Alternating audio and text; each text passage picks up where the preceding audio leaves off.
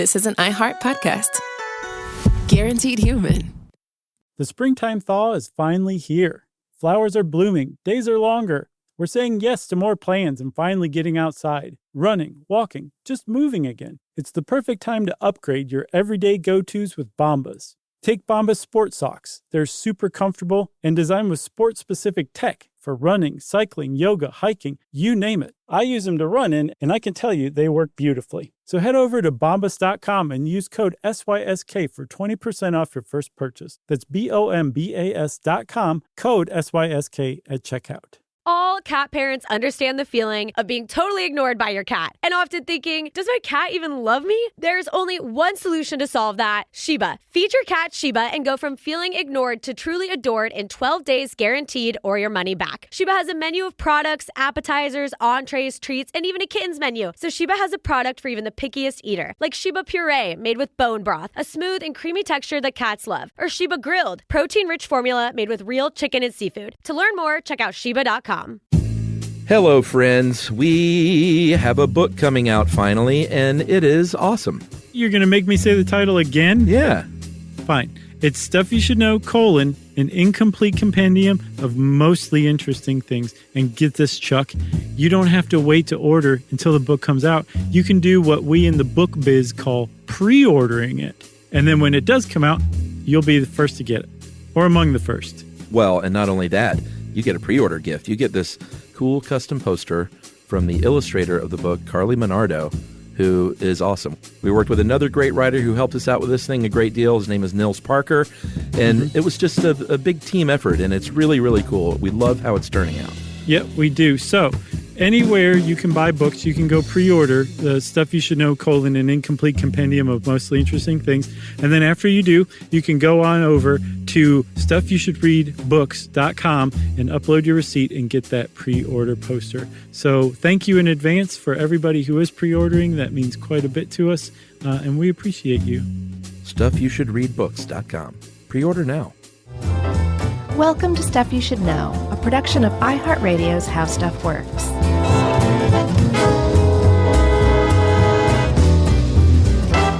Hey, and welcome to the podcast. I'm Josh Clark. There's Charles W. Chuckers Bryant over there. And Jerry was just here doing the COVID setup and then got out of the room really quick. Yeah. Held her breath for 5 straight minutes.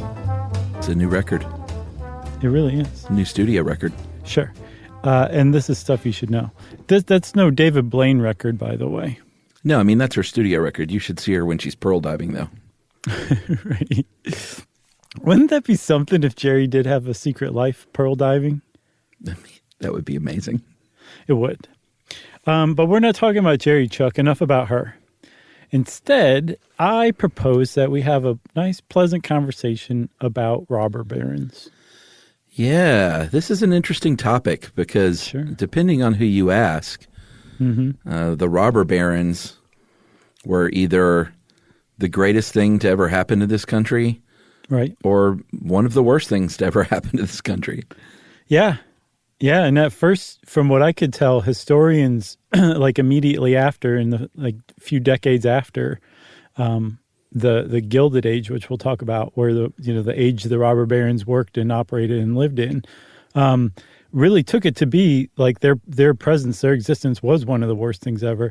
But over time, there's kind of been a reformation of them, kind of like a revisiting of them that has tried to revive their image, or actually make their image possibly better than it ever has been. Yeah, I mean, I think a lot of this probably depends on what you feel about, capitalism to this extent, where kind of doesn't matter how you make your money if it's sort of underhanded and you sort of undercut competitors and monopolize things. That's all just free trade, man, free capitalism, and that's how it works out. And then those guys gave a ton of money to society before they died, and so that's all. The end justifies the means. Yeah, I actually ran across that. Yeah, that's the conservative way to look at it. And I ran across something, I can't remember what it's called, but it's basically human imperfection. Did you know that the idea that humans are imperfect and there's really no reason to try to make a perfect society because it will always be imperfect and end in ruin, that is a cornerstone, a hallmark of conservatism. Did you know that? I didn't, but I mean, I didn't either. Of course you can't make a perfect society. It makes sense. Well, so conservatives are saying that in opposition to all of the liberal efforts to make a perfect society, to have government regulation that says, no, we should all have clean water and we should do it at the expense of making corporations clean up the wastewater before they release their waste into the shared common water resources, things like that, right? Mm-hmm. And that there's this idea that you can mold society into some perfect form, that's the opposite of human imperfection, that's like what liberals think. And that right there is one of the main dividing lines between conservative and liberal. I've been on the planet for almost 44 years now, and I had no idea that it was just that simple. And it really kind of is.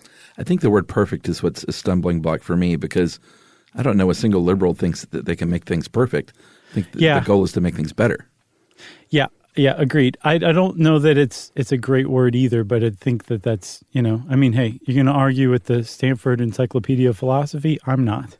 I'll bring it on, man. I'll punch that thing right in the face. Man. Speaking of Stanford, did you know that Stanford University was endowed and funded? Yeah, a robber baron named Leland Stanford, actually. Yeah, a lot of universities are named after robber barons. Yeah, there's a lot of problems with some of the early histories of universities, as we'll find out in the coming weeks. So we should get into the Gilded Age. We should hop in the old Wayback Machine because that's the age that we're talking about. And when you hear Gilded Age, it might sound really great because, well, I mean, what's better than a gilded, I don't know, toilet? Gilded lily. Isn't that another thing people gild? I don't know. That's a pretty good band name, though. Gilded Lily? Yeah, like a 90s power pop. Oh, totally. You nailed it. And I said, what about breakfast at Tiffany's? But the Gilded Age is, and Dave Roos helped us put this together, and he points out it's not a term of endearment. When something is gilded, that means it's got a thin coating of gold, but underneath it could be a gilded turd. Sure. I hate that word so much. I love it. It's so great. Do you? Oh, yeah. Man, I hate it. I mean, I love it in how awful it is. Oh, gotcha. But I think it's so awful, it like comes out on the other side as just plain old awful to me. Okay. So, that's the idea of the Gilded Age, that it looked great on the outside, but on the inside it wasn't so great. But when was this? So this was the second half of the 19th century, basically, from pretty much the end of the Civil War up until the first decade of the 20th century. Yeah. And it was characterized by a huge, massive shift in the American economy, where I saw somewhere that at some point in the 1860s to some point in the early 1880s, in about 15 years, the American economy doubled in size in 15 years. Wow. That's how massive it was, and that's how fast it happened. And what it was a transition from an agrarian society to an industrial society, and it happened virtually overnight as far as history goes. Yeah, and it was because it happened so quickly and because it was such growth, I think the government was like, we're going to stay out of this and kind of just let you dudes do what you're going to do. No regulation. You can be as competitive as you want to be, and you can scratch every capitalist itch you want. And we're just going to let that happen because we're also kind of getting rich on the side. Right. So that kind of raises something that I saw, is that the idea that it's kind of like a myth of the laissez-faire government during this era. They were definitely laissez-faire when it comes to regulation and letting corporatists run roughshod over labor. But they were anything but hands-off when it came to corporate welfare and political entrepreneurship and helping out the wealthy class at the expense of the people in general. So on one hand, they were laissez-faire. On the other, they were not.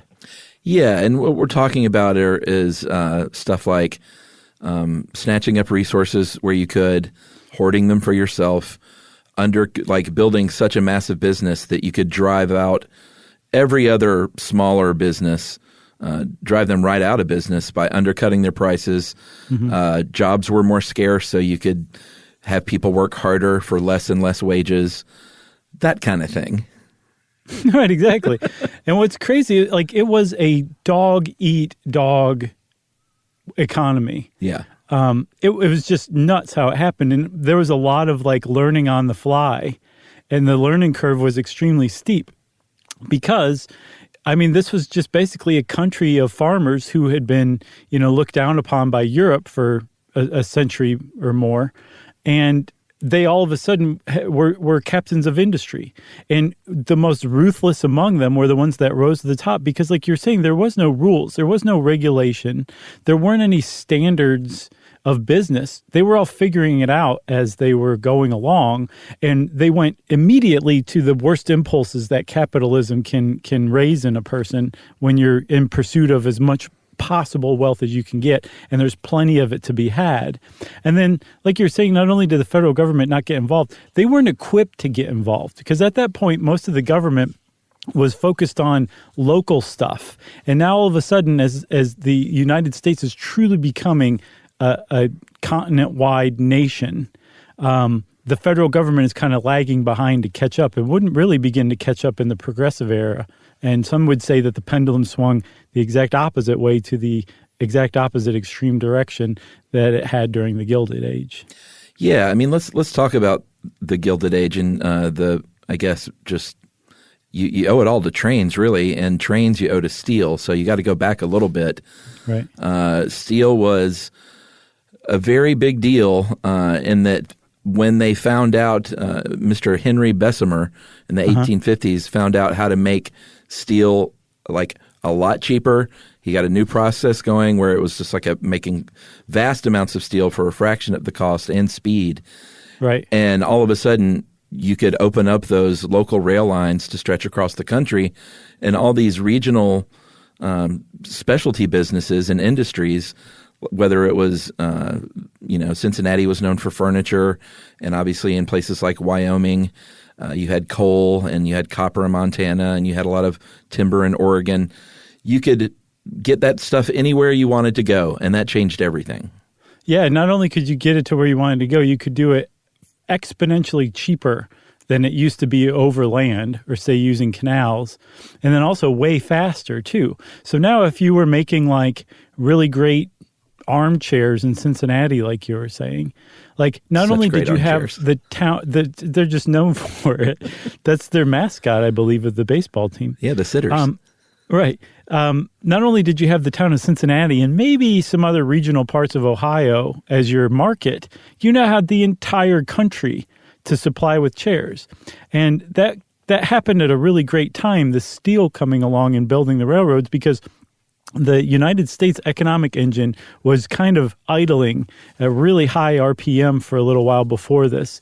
Apparently, the War of 1812 caused the United States to kind of stop relying on Europe and turn inward and become much more self-reliant than it had been before. So it started to exploit more industry and resources rather than rely on imports from Europe. That was a big one. And then the Civil War had brought a lot of factories online in the North that hadn't been there before. And so when the Civil War ended, these factories were all ready to go. And with the abundance of plentiful steel, that engine got put into gear, and it just kind of took off like a rocket.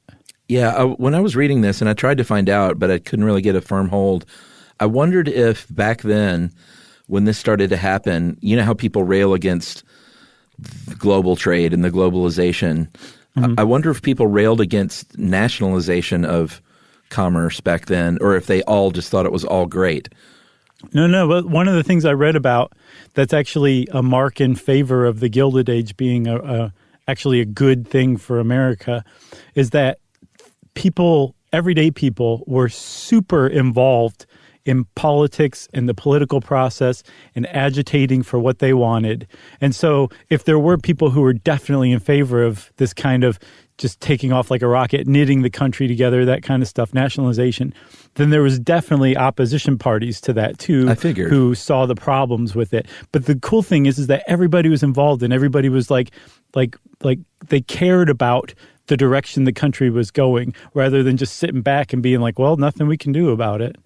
I wonder, though, if it was like, if there were business, like if there were furniture makers in Cincinnati going, I don't want to sell my chairs out there. That is not what they sound like in Cincinnati. Is that not a Cincinnati accent? No. Okay. I might be thinking of Maine. Yeah, right. But I wonder who is opposing it. I don't know. I don't know. I haven't seen that one. Some of the things that I saw were one of the big fights was over currency and whether it should remain on the gold standard or whether it should be easy money, which of course the farmers wanted, I think they wanted easy money.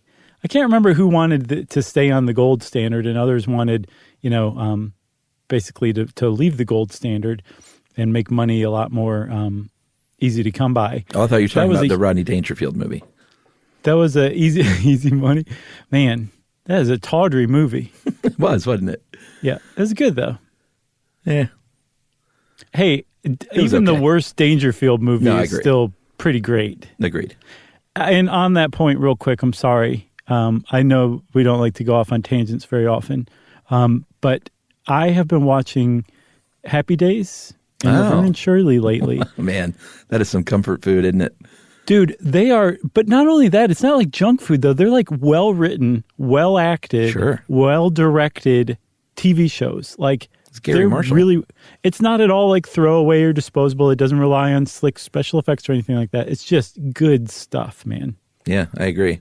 And you know what? Since we're on this tangent, we should tell everyone that we're writing a book, and it's coming out this fall.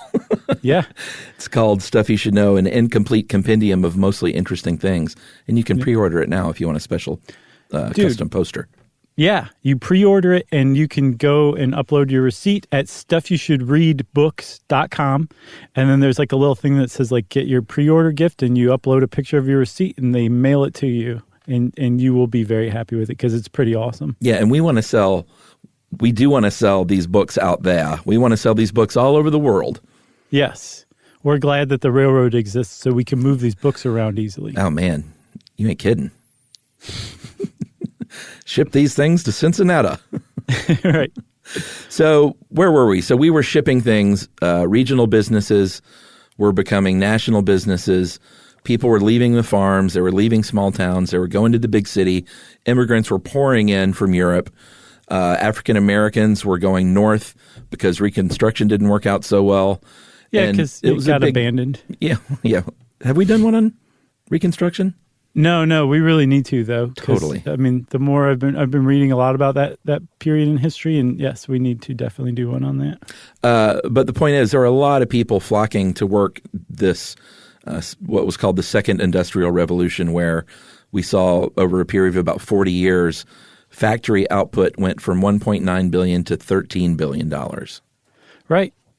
I mean, like, this happened like almost overnight. It's astounding how fast this happened.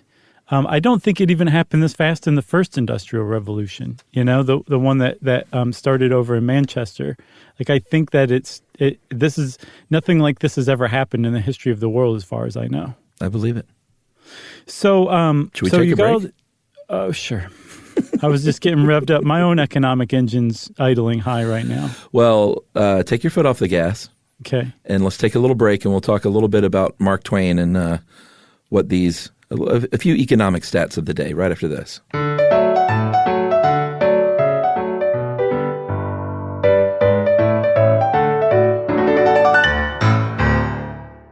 The springtime thaw is finally here. Flowers are blooming. Days are longer. We're saying yes to more plans and finally getting outside, running, walking, just moving again. It's the perfect time to upgrade your everyday go-tos with Bombas. Take Bombas Sport Socks. They're super comfortable and designed with sport-specific tech for running, cycling, yoga, hiking, you name it. I use them to run in, and I can tell you they work beautifully. So head over to bombas.com and use code SYSK for 20% off your first purchase. That's BOMBAS.com, code SYSK at checkout. So you're considering getting a home security system, but you want something that fits your space. Well, with ADT Blue, it's easy to customize a system that's right for you and set it up yourself. Just pick the kit and monitoring plan that makes sense for your home. Yeah, well, let's say you're worried about package theft right off your front porch. The ADT Plus app can walk you through setting up a new doorbell camera kit. Once it's installed, ADT Pros can help you keep tabs on it 24/7, or you can manage it yourself from the ADT Plus app. That's right. There are no long-term contracts, so you can change your monitoring plan whenever you want. The flexibility doesn't end there either. You can add to your system as you need with things like extra cameras or motion sensors. Some life decisions are hard, but thanks to ADT Blue, you can get DIY trusted ADT home security in a snap. Head to ADT.com/BLU to build your system today. And to find out more about home protection, check out a new episode of Grown Up Stuff with security expert Joe Mazza, out now on the iHeartRadio app, Apple Podcasts, or wherever you get your podcasts.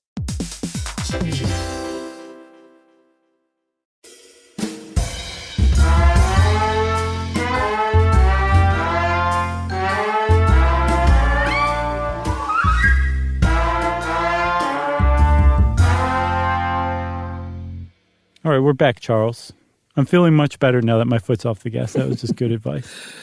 Well, I mentioned Mark Twain, and the only reason we're going to talk about Mark Twain for a moment is because in 1873, he co-wrote a novel, a satire called The Gilded Age, A Tale of Today, where it followed a poor country farmer who is sort of, does he move to the city trying to get in on the second industrial revolution? Yeah, totally. It's exactly that kind of migration that you were talking about just a few minutes ago. And it didn't work out so well, right? I don't know. I've never read the book, but from what I can tell, no, it didn't work out very well because he is taken advantage of by all manner of bad people like crooked politicians and crooked businessmen, and is basically run through the ringer from what I can tell. But I've also seen that it wasn't exactly the best piece of writing Mark Twain's ever come up with. But the thing is that he released this in 1873. Yeah. And this is like at the very beginning of the Gilded Age. So he saw it pretty quickly what was going on. And what he saw was this emergence from a relatively egalitarian society of a group of ultra mind-bogglingly wealthy people that just rose up from the United States, and through, cheating and business acumen and taking advantage of people and overworking people and underpaying people, but also like having a lot of vision and foresight, all these things coming together, grab control of almost all of the wealth that was being produced by the average American and all of the average Americans put together who had moved to these cities for the promise of better wages, better living than the farm could offer. Some people were exploiting that more than other people, and those people came to be known as the robber barons, and they were the linchpin of why people think of the Gilded Age as a rotten part of American history. Yeah, here's some stats for you. In 1890, the top one, and these should all sound very familiar if you're alive and breathing oxygen today. Right. But in 1890, the top 1% of the U.S. owned 51% of all wealth. Yeah. Dude, more than half of all wealth. Yeah. Isn't that nuts? It is nuts, but you're right. It does sound very familiar. The top 12% owned 86% of all wealth. Right. And the lower 44% of the U.S. population, which was about half the population, owned 1.2%. And that's even more nuts. Well, all of these just top one another, I think. Here's the last one. In 1897, the richest 4,000 families, that sounds like a lot of people, but that's less than 1% of the population. The richest 4,000 had as much wealth as the other 11.6 million families combined. Yeah. How about that? So that is what you would call economic inequality, right?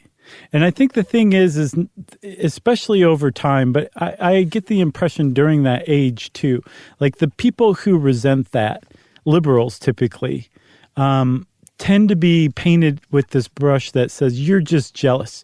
You've never made that much money in your life. You probably never will. And it sickens you to see somebody else with that money because you don't have it. And it's that second part, that last part about because you don't have it, that I think misses the mark. And that even at the time during the Gilded Age, today when people look at inequality, that kind of stuff, what a lot of them, I'm sure there are people out there who are just jealous and haters for that reason, but a lot of them say, no, like that level, that amount of disparity shouldn't exist. Where if there are people who are just genuinely suffering, who are just poor and aren't able to make it with whatever living they're making, if they exist, then you shouldn't have people who have that much amount of money. And that was a sentiment in the Gilded Age as much, too. It wasn't like they didn't realize this was going on at the time. The sentiment was very much like it is today, except in the Gilded Age, they did things like form labor unions and strike and just basically did something about it. They didn't take it laying down, which is actually criticism that's levied or has been levied in the past against people today. Yeah, and I think there's also a notion that the more left-leaning people are anti-success, and that's not true either. It's well, that's all I'm going to say about that. That's just not true. Okay, it's just not true. They're not. They're not anti-success, and I don't think that every conservative thinks like, yeah, man, like it's all fair, and you should be able to do whatever you want to get ahead and stomp on anyone's head that you want to get there. Right. I think these are just broad brush things that keep the country divided. Yeah, absolutely. I think that I think both sides misunderstand each other. Conservatives and liberals misunderstand each other to a debilitating degree these days. Agreed. So let's get off that and let's go back to the original, the OG robber barons, who were not these guys. I'm talking about the term robber baron, which didn't happen in the 19th century U.S. for the first time. It happened thousands of years ago in Europe. I don't know about thousands of years, but 1,000. Pretty close to eighth. I'll give you that one. So apparently along the Rhine River, if you wanted to move goods up and down Northern Europe, like that was your way to go. But unfortunately for you, there were places where the Rhine River like really narrowed with high cliffs, and you were easy prey for local nobility who wanted to like set up toll booths basically and said, you need to give me some money if you want to keep going and plying your goods along the Rhine. Yeah, and you couldn't just portage your steamship up a mountain and over a mountain. You had to pay the piper. Plus, they didn't exist at the time. What, steam ships? Mm-hmm. When did those come around? The early 19th century. You have a much better just general world timeline that lives in your brain than I do. Well, I understand history perfectly and without any delusions or any of my opinions informing my vision of history as well. I think that's what you're known for. Sure. Wait, were you joking? Oh, no. Okay, good. I always get the time periods confused, so I rely on books and research like a big dum-dum. So do I. Yeah, I know, but then you keep it in your brain. Mine just floats out like you ever see those cartoons with birds flying around people's head when they get knocked out? Chuck, I've seen every cartoon that ever existed, and I remember each of them perfectly, without any of my opinions coloring my view of them. Those birds are always above my head. I don't have to get hit with an anvil or a piano. So the Rhine Gorge was one of those really narrow straits. And in 1250, Emperor Frederick III died. There was no successor, and basically that meant no regulation. And believe it or not, even way back then, a lack of regulation meant that people would take advantage of that. That's crazy. Same as it is today. And it's almost like people are imperfect. Almost. And so these thieves would move into that gorge, jam up those tolls, maybe just steal stuff if they wanted to as well. And they were named the robber barons. That's where that term came from, those people. Yeah, because they actually were like low-level nobility, and they already were well off, but that didn't prevent them from, trying to take advantage of the merchant class who were just trying to make their way and make a living. That's right. And that became like a really great description for some of the most successful business tycoons of the 19th century. I think it first popped up in an Atlantic article in 1870. Yeah. Where it didn't directly say that. It didn't say that these guys are the new robber barons, but it said that the old robber barons of the Rhine Valley were actually probably more honest than the new aristocracy of swindling millionaires. Burn. So that's a big time burn. So even in 1870, people were saying like, this is wrong. There's something like really wrong here. I mean, this is within just a few years of the Gilded Age really starting to take off, and people had already identified that there were some major issues developing.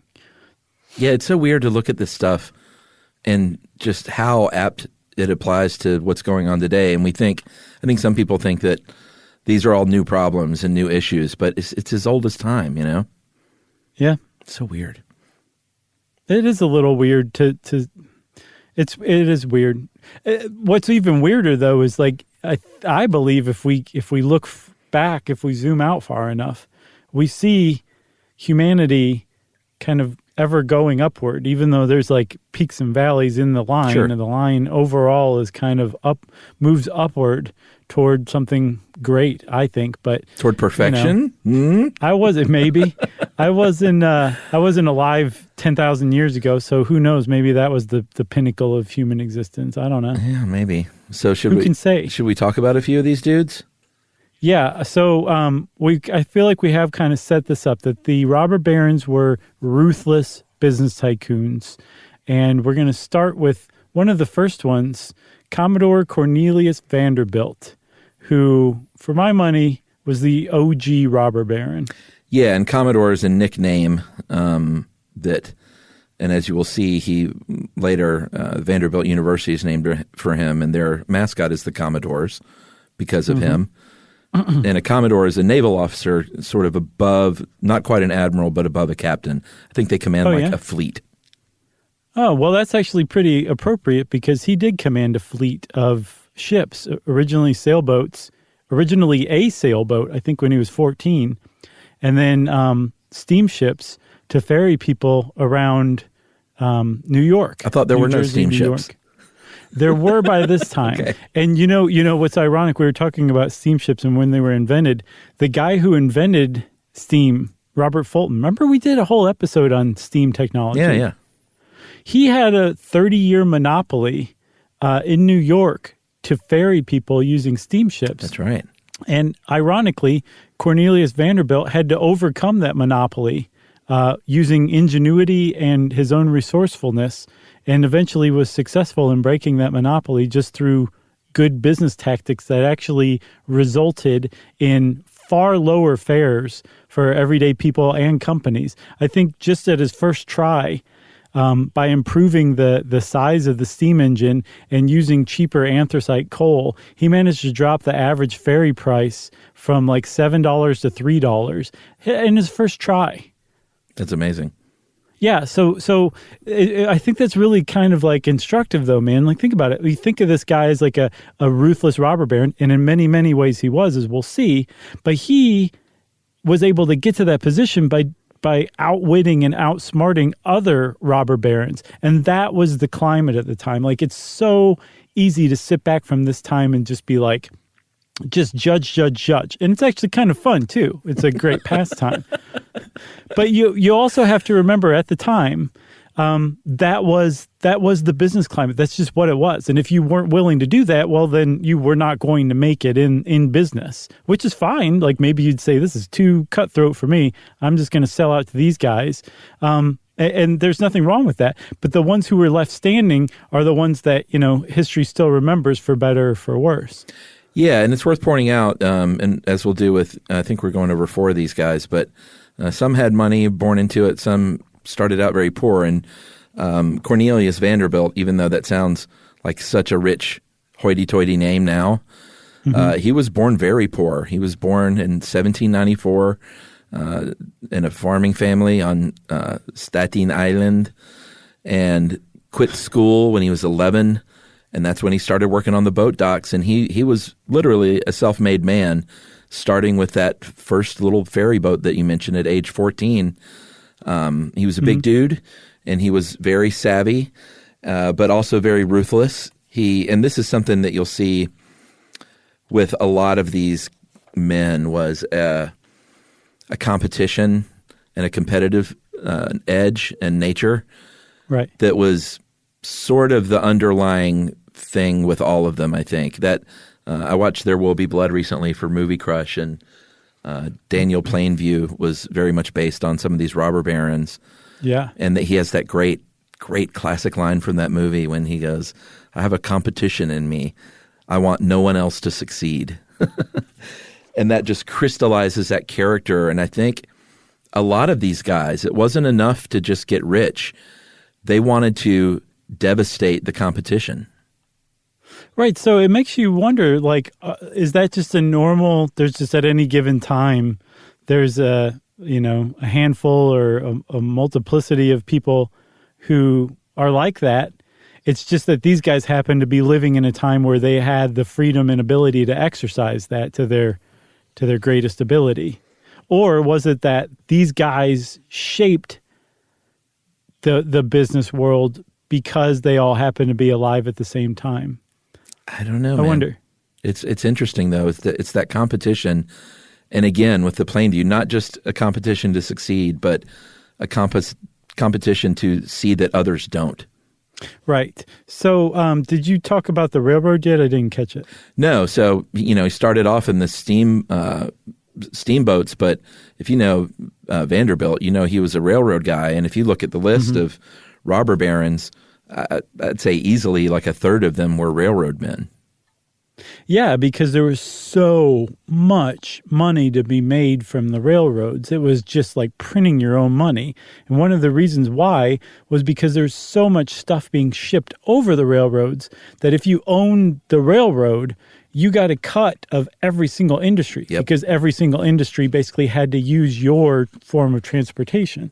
That's why they all got into it. Plus, it was wide open. Like there was so much open space and so much room for expansion that it was a good time to get rich off of the railroad for sure. So his first railroad ride was at 39 years old. He wasn't like in his 20s and early 30s getting into the railroad business. He wasn't even on a train until he was almost 40.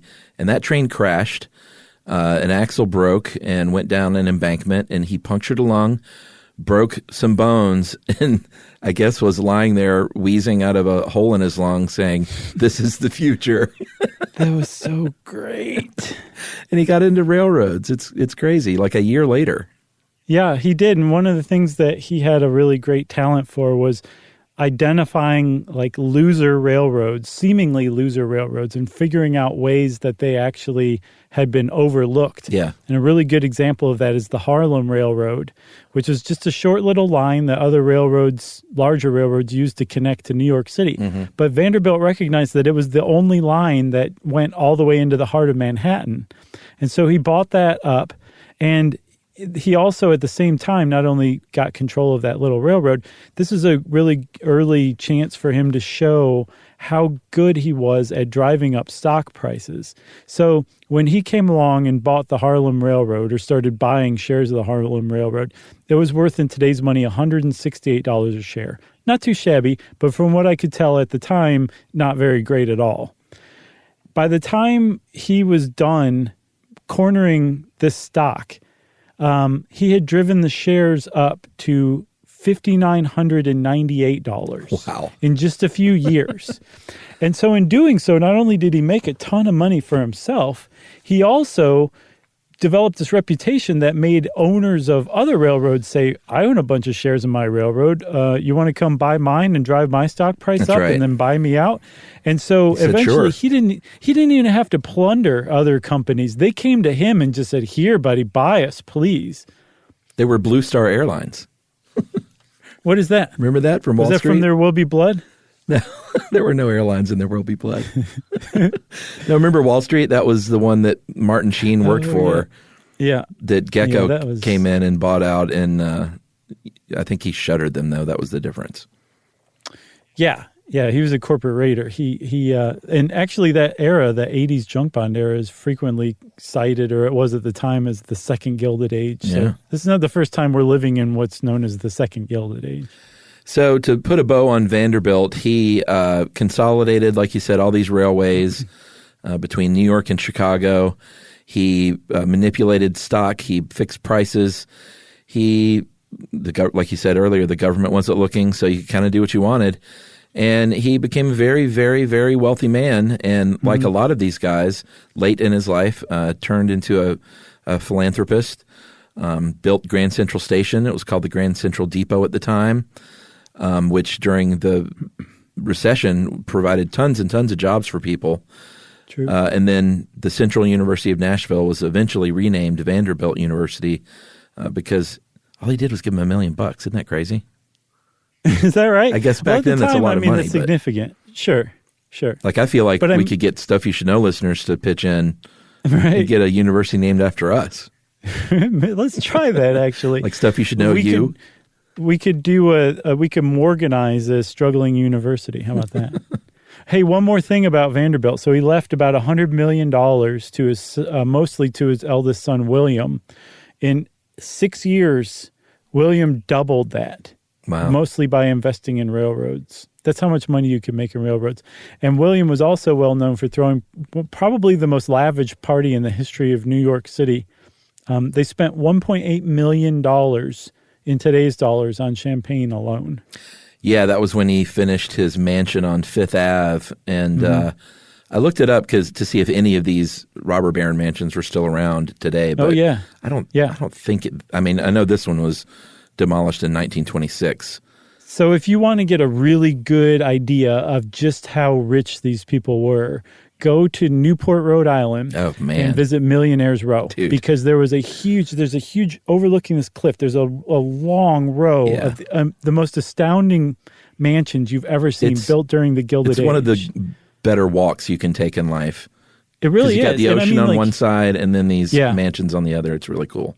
And each mansion is so different from the others. Yeah. Just touring them is amazing. You could just be utterly disgusted by the concept of billionaires or robber barons or whatever, and you can still enjoy taking this tour of these mansions. They're just works of art, you know? I agree. It's really worth a visit. Plus, Newport's just one of the more charming towns in the country. I love Newport. Or you could take a hate walk and just look at those mansions and think about what a wrecking ball would look like. You shake your fists at the dumbwaiters and all that. But then you turn around and look at the ocean and think, oh, okay, all right.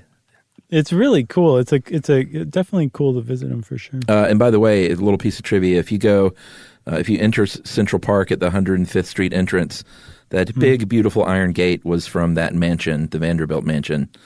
They donated a lot of the stuff before they demolished it. Is that right? Yeah. So I mentioned Morganization, and that's actually named after the next robber baron we're going to talk about, okay? Do we break beforehand and No, I tease that? think we break after JP. How about that? Are you okay with that? Sure. Okay. So then we're going to hang in there, everybody. Don't fast forward yet. We're going to stick around and talk about J.P. Morgan right now. Yeah, he was born with money. He did not come from meager means and work himself up by his bootstraps. He was the son of a very successful banker and merchant and used those connections to get a plum job at Wall Street when he was 20 years old. And then when he was in his 30s, he partnered with a guy named Anthony Drexel, who was a banker from Philly, and created Drexel Morgan and Company. Mm-hmm. And it became one of the biggest investment banks at the time in the world. Yeah. And this was when he was in his early 30s, like you said, right? So J.P. Morgan was known as the guy who financed all the other robber barons.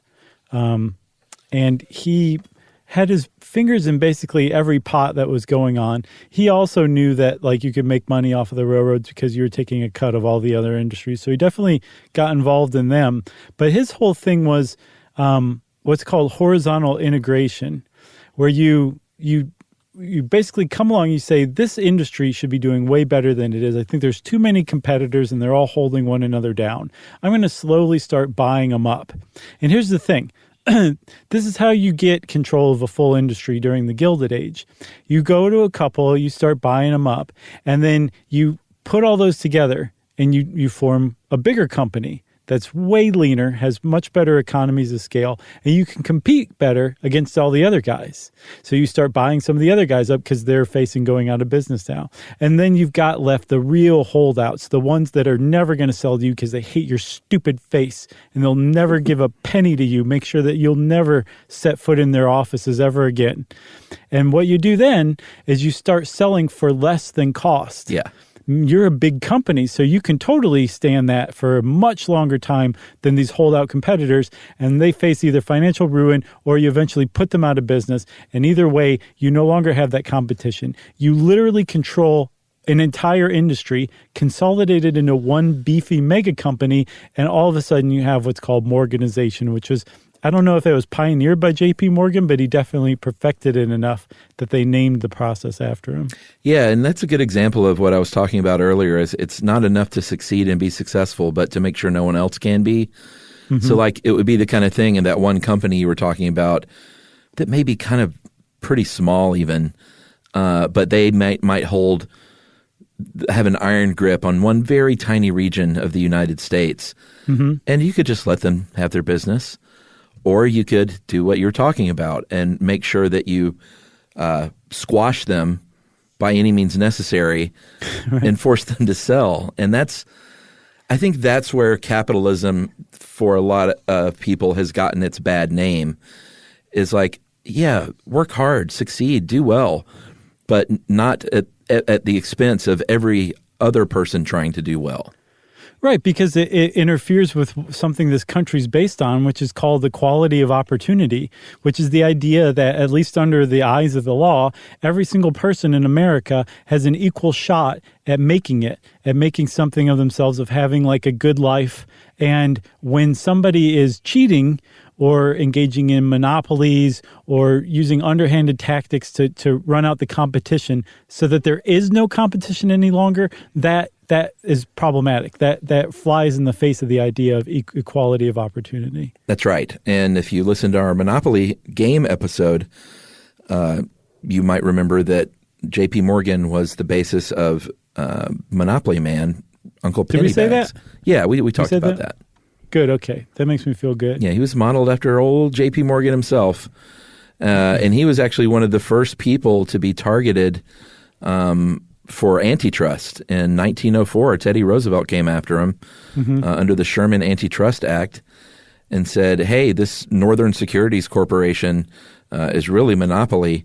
And Supreme Court said, yeah, it is. Bust it up. Yeah, and so today when we think of trusts, we think of like, a legal entity that can hold assets. At the time, the word trust meant basically an industry that had been organized, where all of the competitors had been folded into one large company, and the market was cornered by this one mega company. General Electric, U.S. Steel, both of those were Morganized companies. And apparently U.S. Steel was the first $1 billion company that ever existed because of that level of consolidation. But then, when the Sherman Antitrust Act was passed in 1890, that was a clear sign that this was not going to stand much longer. And I think Roosevelt, it was Roosevelt, you said, right? Yeah, Teddy. Who busted that up. And he ran on that and actually went against... He was a Republican, I believe, and he went against the advice of the elder statesman in the Republican Party, established himself as a genuine president of the people, and helped set himself up for re-election just from that one antitrust act. So that's JP. Now do we take a break? Oh, one more thing, Chuck. Yeah. I'm not toying with you, I swear. So one of the ways that Morgan, one of the reasons he's reviled still, and he did some philanthropy, probably more than he gets credit for sure. But one of the reasons he's reviled is because one of the ways he made it so that he could compete with other companies was and sell for lower than cost was by slashing wages, slashing the workforce and increasing productivity of the existing workers, and then just making sure that working conditions, he didn't spend a cent on improving working conditions to make them safe. And that is really not because he amassed a fortune. Some people criticize him for that, but it's tactics like that, like becoming a billionaire, basically, on the backs of people who he wouldn't have spent a cent to make sure could stay alive working in his factories. That is the quintessential problem people have always had with robber barons, is that kind of mentality. That's right. Now I'm done. All right. We'll come back right after this and finish up with 2 more robber barons.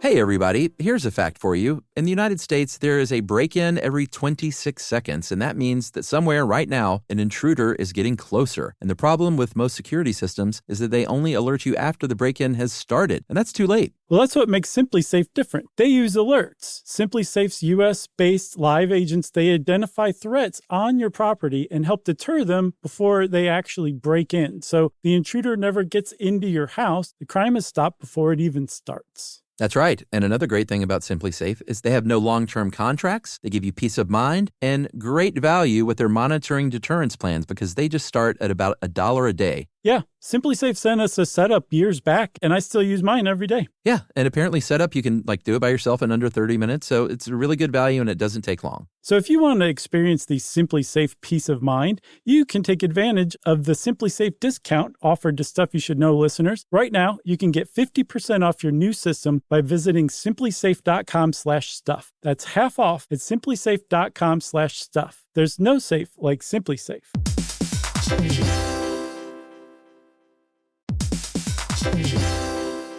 Work can be a little weird. One minute you're in a meeting that could have been an email. The next you're trying to decode corporate jargon that somehow means nothing. And don't even get us started on the quick sync that turns into a 45-minute deep dive. Yeah, well, the truth is figuring out your career isn't always straightforward. Whether you're trying to grow, pivot, or just stay relevant, it can feel like you're navigating it all on your own. Well, that's where LinkedIn comes in. That's right. LinkedIn can help you grow your career, helping you confidently navigate your path with insights, ideas, and inspiration from your professional community. You can stay up to date with the latest trends in your field, connect with people who get it, and discover opportunities tailored to your goals, your experience, and what actually matters to you. Whether you're looking for something new or just trying to grow where you are, LinkedIn gives you the tools and connections to move forward with confidence. Because LinkedIn is the network that works for you. Visit linkedin.com/knowstuff to learn more.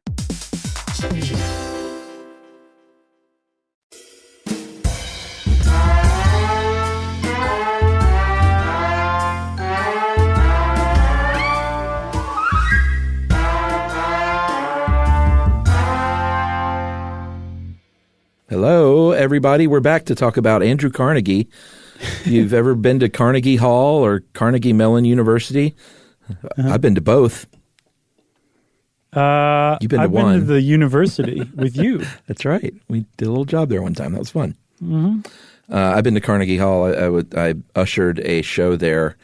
No, I didn't usher. I passed out the playbills, which meant I got to see the show for free. And I saw... What show?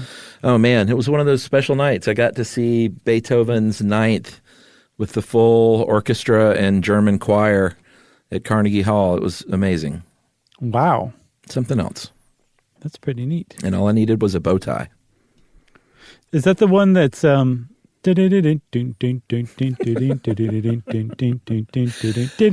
maybe I named it wrong. It's the dun dun dun dun dun dun dun dun. Oh, the Die Hard song. Yeah, the Die Hard song.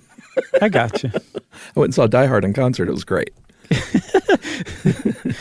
It's hilarious. So Carnegie, we're talking about Andrew Carnegie, who was born in Scotland, and they came to Pittsburgh. He was very poor. He's about 13 years old, and he worked in a cotton factory. And this will come into play later, he kind of self-taught himself from books that he borrowed from a wealthy benefactor from his private library, which will come into play later. His favorite one was Flowers in the Attic. Wow. I would have thought Great Expectations, but that's okay. Nope. So he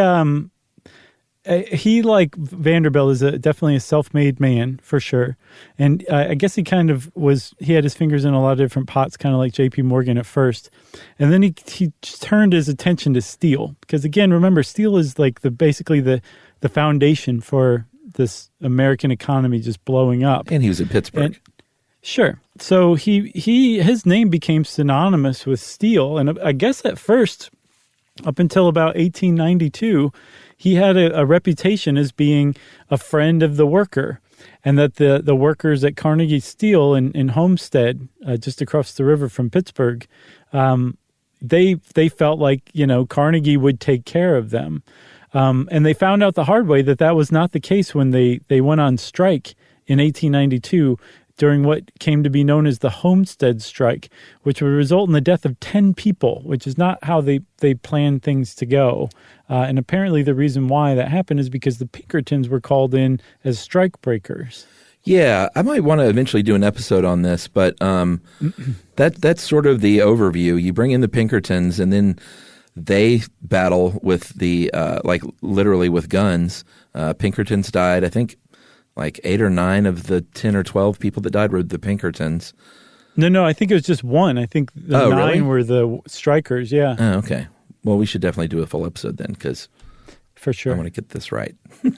But what I read was that the strikers, so the Pinkertons showed up in barges, and they were basically hired on as a private army to protect scab workers and bust the strike up. But they arrived in barges, and after the initial violence, the striking workers and some of their families surrounded these barges and demanded that the Pinkertons come off the boats. Didn't they burn the Pinkertons? So the Pinkertons said, "Okay, we'll come off if you guarantee our safety." And they said, "Fine." And the Pinkertons came off, and they got beaten by all of the strikers. They just completely went back on their word and then set their barges on fire. I guess the Pinkertons escaped to the factory with their life, and the National Guard was called in to quell the violence. Yeah, well, National Guard was called in not only to quell the violence, but also called in to act in the interest of Carnegie. So he kind of commandeered his own little personal army to help take care of things. Right, starting with the Pinkertons and then with the National Guard. And it's like this kind of collusion that is also another huge criticism. Like we were saying, the government is known for being like laissez-faire as far as regulation is concerned, but they'll totally send in the National Guard, not just to quell violence, but to make sure that the strike breakers don't attack the scab labor to keep the factory going. And that kind of like government capital collusion at the expense of the workers there's a long-standing tradition of that being almost universally reviled in America. Over enough of an arc of time, if that keeps up, more and more just everyday Americans start to notice and start to resent it. And that apparently is a really good force for social change, because Americans don't like that kind of thing after a long enough period of time. Yeah, and I think Carnegie tried to distance himself from that strike by saying that he was sort of out of the loop. He was in Scotland the whole time. But they have since found correspondence that shows that he was very much involved in that. And, there's some speculation that he may have had some genuine moments of regret and guilt over that because he was a big-time philanthropist later in life. I think he said in his book, The Gospel of Wealth, the man who dies thus rich dies disgraced. And we mentioned the libraries coming back into play. He built more than 2,500 libraries, and that's really one of his big legacies, along with the arts, the Carnegie Corporation, and the Endowment for International Peace, Carnegie Mellon University, Carnegie Museum. But the libraries really have made a pretty big difference in this country. They really have, for sure. And he was one of just the all-time great philanthropists in American history, for sure. But he still pales in comparison to the all-time top record holder philanthropist, John D. Rockefeller, who is also a robber baron, but he also is far and away America's most prolific and generous benefactor, for sure. He was also one of the most visionary philanthropists of all time, too.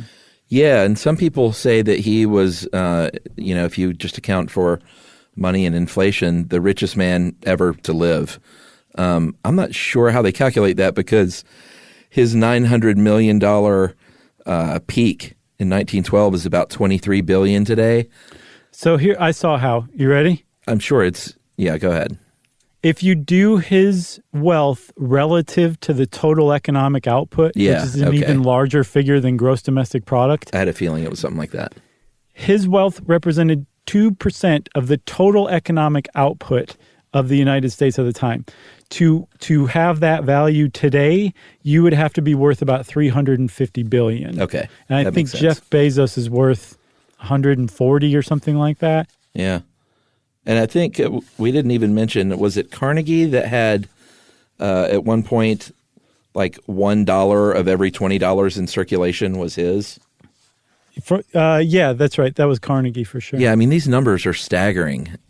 For sure. For people like Rockefeller and Carnegie. It's unbelievable. But the thing is, in like John D. Rockefeller was a ruthless businessman who put a lot of people out of business, brought a lot of misery and hardship on just small, everyday producers of oil, which we'll see. But again, it's really difficult to overstate the impact that his philanthropy has had on the United States. He peaked at $900 million, like you said. When he died, he had given away everything but $26 million of that. And he probably felt kind of bad that he had $26 million left because he was a very religious man, and apparently he learned very early on that it was every man's religious duty to make as much money as you possibly can, and then to give away as much money as you possibly can too.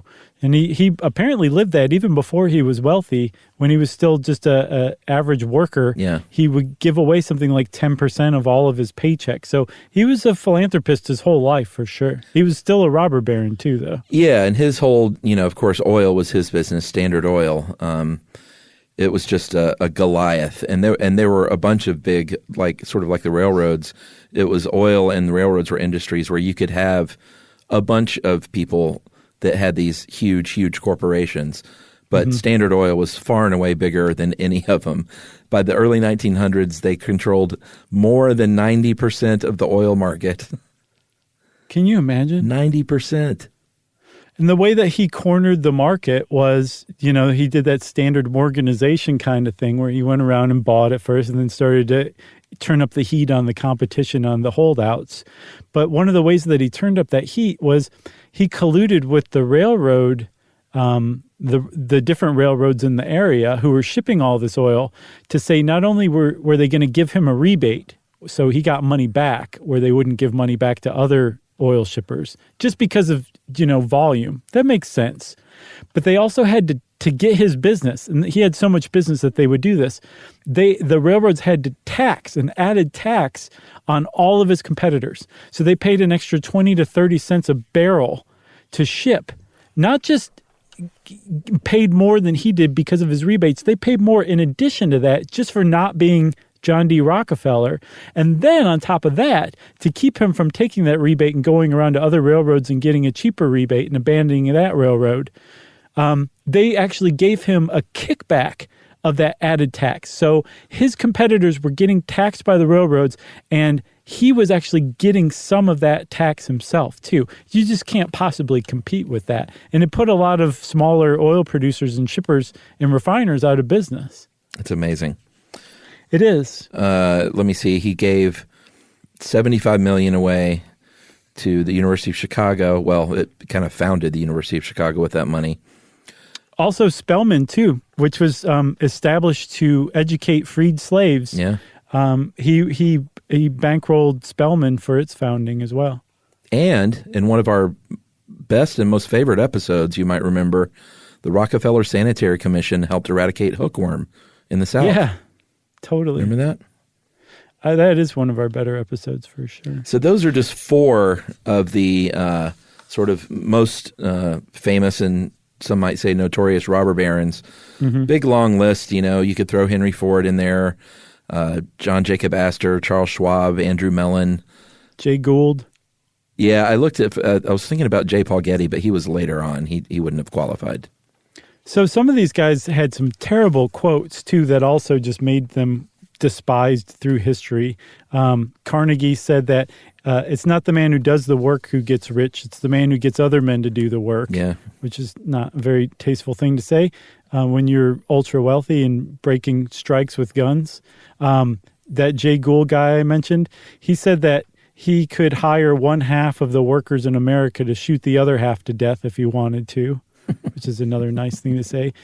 And apparently, John D. Rockefeller once said competition is a sin.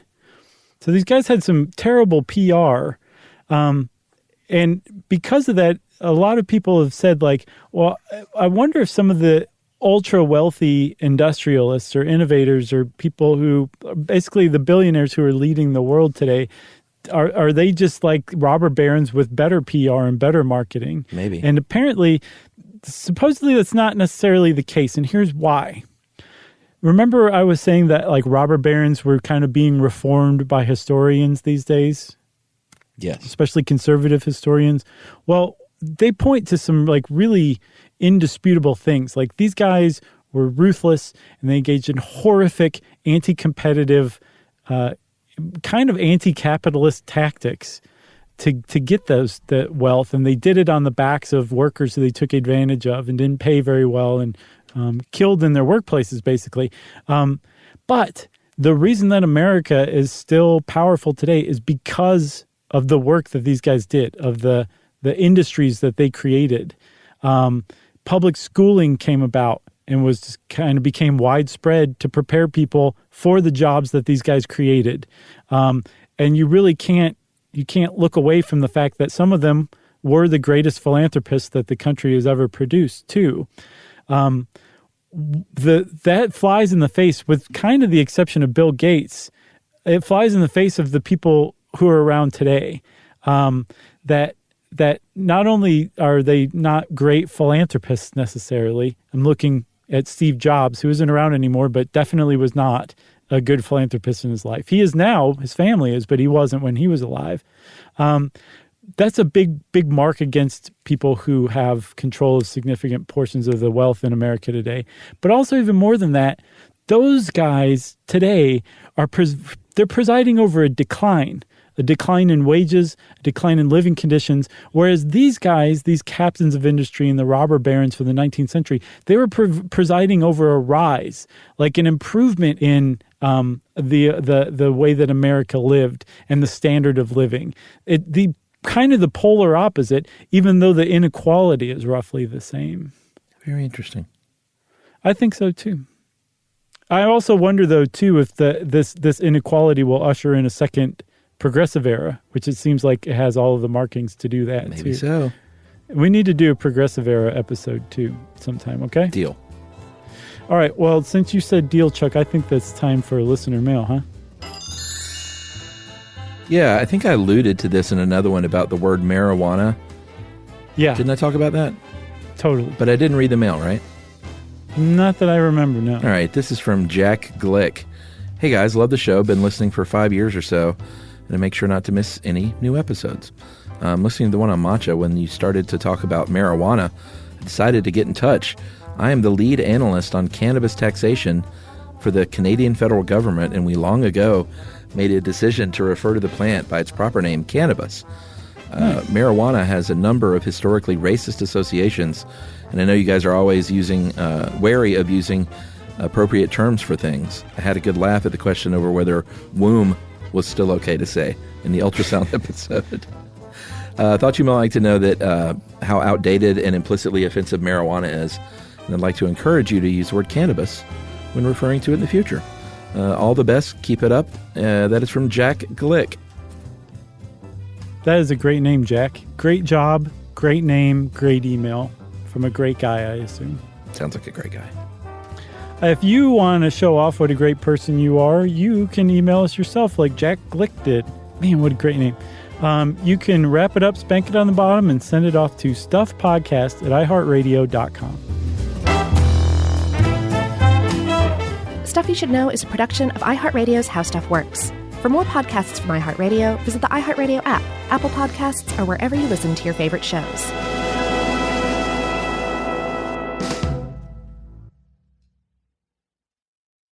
You know, you could be adored by everyone and still completely ignored by your cat. Trust me, I know. But if you feed your cat Sheba, you can go from being ignored to truly adored in 12 days guaranteed or your money back. Sheba has a full menu of products, appetizers, entrees, treats, even a kitten's menu. It's so cute, so Sheba has a product for even the pickiest eater. Like Sheba Puree, it's made with bone broth, they are chef-inspired flavors, it's got a smooth and creamy texture that cats love, and contains no corn, wheat, soy, or artificial flavors. It's food that your cat's gonna love. To learn more, check out Sheba.com. That's SHEBA.com. Introducing the all-new Mazda CX-5, featuring more connection. Hey Google, where's the nearest Pilates class?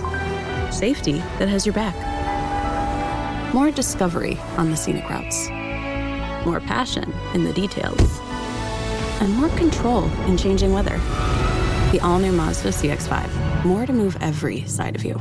See it in 5 films at MazdaUSA.com/5sides. Google is a trademark of Google LLC. Sequences shortened and simulated. This is an iHeart podcast.